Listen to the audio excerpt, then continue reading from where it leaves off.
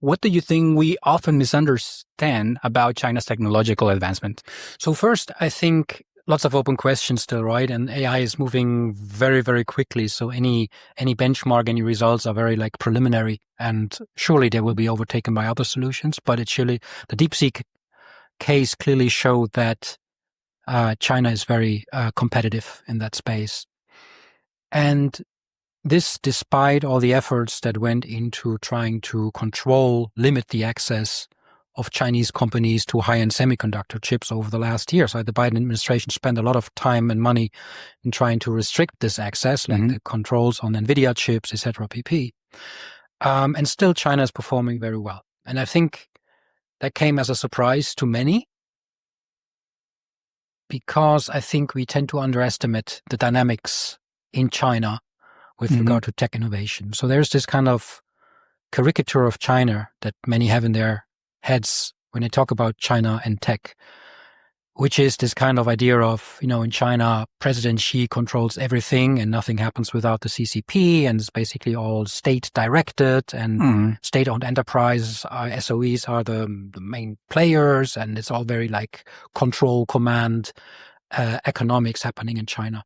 I think the reality is more nuanced, and China has a very dynamic, very anarchic almost innovation tech system, where lots of small players, lots of unknown players rise quickly because they have great solutions. So it's in the end a very vibrant ecosystem, and I think we tend to underestimate it. And for me, particularly interesting is the effects of controls like on NVIDIA chips on the innovation ecosystem. So my key message is innovation is basically a response to a shortage, to a need, to a necessity. And in the end, we created an artificial necessity for China to become more efficient in AI simply because they lack access to the most powerful chips, right? So what you do, you need to get smart to work with the limits set to you with regard to resources. And that's the main driver behind innovation, actually, right? The limitations, the boundaries. Exactly. How do you boundaries work within those are boundaries? important for innovation. If you have limitless resources, that's easy. If you face these limits, you really get smart and work harder. And I think we just gave China what it lacked before, which is a necessity to actually work in a constrained environment and get better with fewer resources. And if you look where AI was going prior to DeepSeek, we had this kind of almost like kids playing with cards on who has, which car has the most horsepowers kind of game. Oh, I invested that billion in AI data centers, and I invested even more. It was all about throwing more resources at the system without really getting smart about how to do more with less.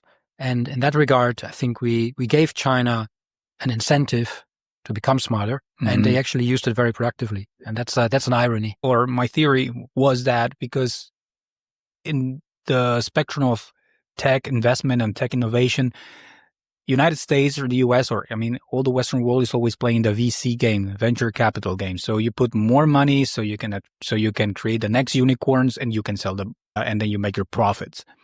So when these companies were making big investments in AI, they don't use the money for optimizing that. You use it to spend. When I had been working in startups here in Berlin, and we had the 2013, 2014, the big,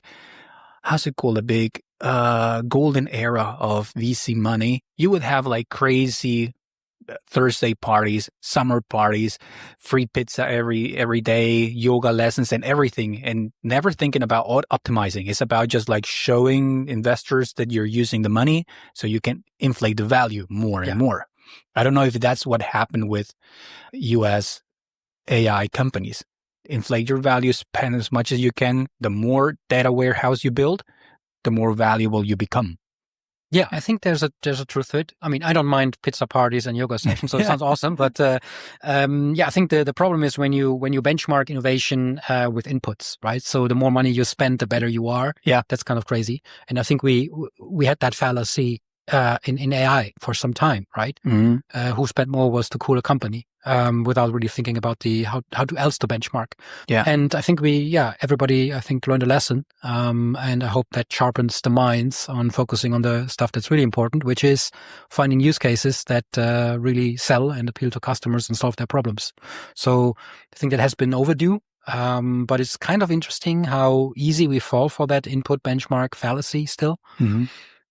The VC-driven innovation ecosystem has been very successful, right? So, but it has flaws, and I think this input benchmark is one of them. Do you think that China made that move strategically after President Trump, together with other big tech companies, prepared this big fund of, I think was like, how much was it? Like $500 billion for Stargate. AI? Yeah. Do you think that was intentionally released after that was announced? I guess so. There was timing was very conspicuous, right? So it was right after, a week after, a couple of days after Stargate was announced. Mm-hmm. But nevertheless, on the other side, I wouldn't bet that, everything in China happens according to a master plan, right? So again, I think the system is very anarchical there, and it doesn't mean that everything that's released and comes out is under full control of the CCP according to what happens in the US. I think China is much more, let's say, dynamic and also like focused on their own needs than just shaping everything they do according to what's happening in DC. It's a little bit of a narcissistic view on China, right? China is not always reacting to what's happening elsewhere. It also has its own causes and its own drivers for innovation. And the guy who was behind DeepSeek, barely anyone knew it, and he wasn't a well-known entity in Beijing either. So I guess there were as many people surprised in China by the rise of DeepSeek as there were elsewhere.